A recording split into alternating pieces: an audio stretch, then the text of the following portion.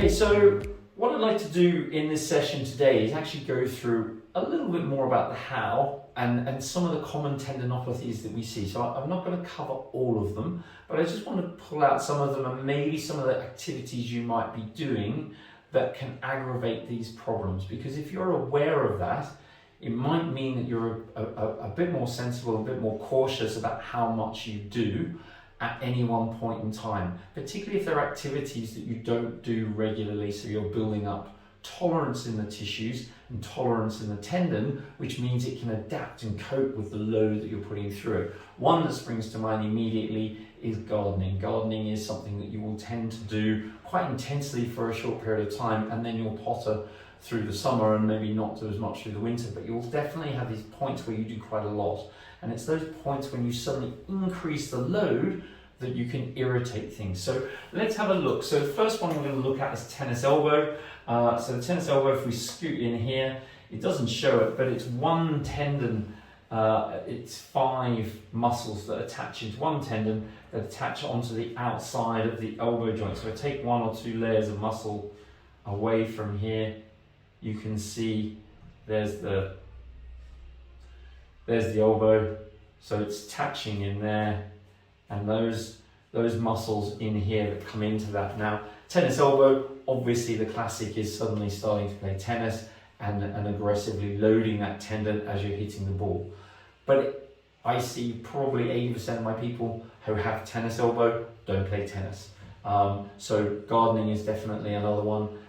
People moving house can tend to irritate this. So there are a number of things, and you can see these are events that will happen for a short couple of days, lots of heavy lifting, and then you're not doing it and you've irritated it. And it creates problems then gripping, holding bottles, pouring things, holding saucepans and things like that will load that tendon. So that's the tendon there. If we go up the shoulder here, so we're coming into the rotator cuff muscles. Okay, and there's your supraspinatus tendon sitting in here, and it comes underneath your shoulder blade, okay, and attaches into the top of the shoulder joint. So you have a critical zone in here, which is where it pinches. So again, it's a patterning thing. Suddenly playing tennis, lifting your arm up over your head to smash and to serve. Cricketers starting throwing the ball again will compress this area, but it comes through poor movement patterns around the shoulder, so you compress that tendon, load that tendon aggressively, and you can get a tendinopathy set off in that area. So again, it's a common one that we see, and you can see those overhead sports, lifting activities that you're doing above your head can really tick that off in terms of what we're going to see. Looking down into the hip, we're on to glute med. So there's your pelvis there's your hip. The tendinopathy tends to happen low down where we insert into the hip bone.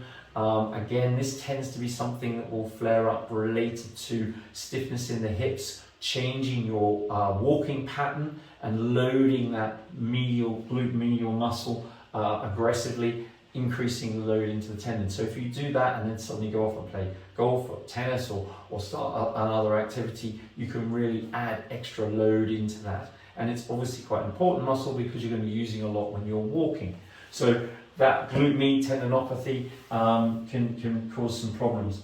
Coming down, we come into the hamstrings. The hamstrings, obviously, we can get insertional tendinopathies. So really high up in here where it's into the sitting bone, we get those tendons. They tend to be more running, dynamic sprinting, so the start of the hockey season, the start of the rugby season, the start of the football season, doing acceleration work which maybe you haven't done previously in that pre-season, the muscles, the tendons haven't been loaded effectively. That can be the time you can set those sort of things off, particularly in the older athlete. Suddenly upping their training levels and loading can create problems in there. And that's quite a nasty one because the nerves around that area, so you can really get some strange sensation down into the leg as well, masking almost a little bit of sciatic type problem for you, but it's a tendinopathy and it needs to be addressed.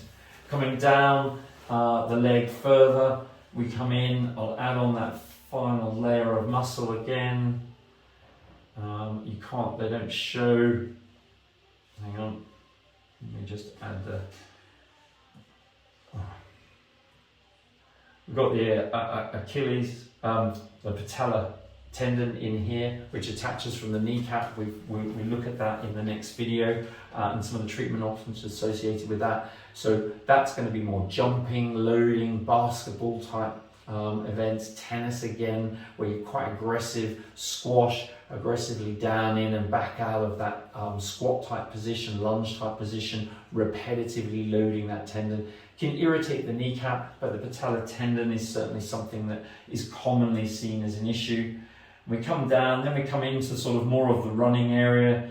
So we've got the Achilles tendon, which we talked about in the last video, attaching into your heel, tends to be in that lower section that Achilles gets loaded. Again, increasing your running, increasing your intensity of running type activities quite quickly, moving into sprinting, maybe moving into track work quite quickly. We'll start to load it, getting up onto the toes, asking that Achilles to do a lot of extra work.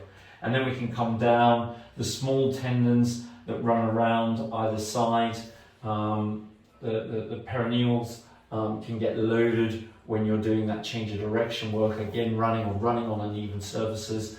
But also another time that this starts to kick off, and particularly on the inside area, in there, yep, tip post, fantastic, is when we get another move from winter into summer and people move away from wearing trainers and into wearing flip-flops and sandals, less support in their foot, and their foot starts to roll more. They haven't got the muscle control above, the tendon gets loaded and creates problems.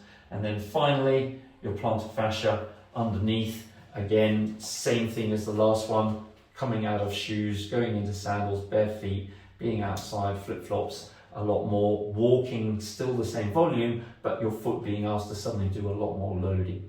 So hopefully you can see there's tendon issues scattered throughout, and there are different reasons and different activities that you can do suddenly that can kickstart these problems. So it's really important to get the right advice, right understanding of what's going on, and get the right management plan in place for you so that you get on the right road to recovery and get back to what you want to enjoy. Thank you.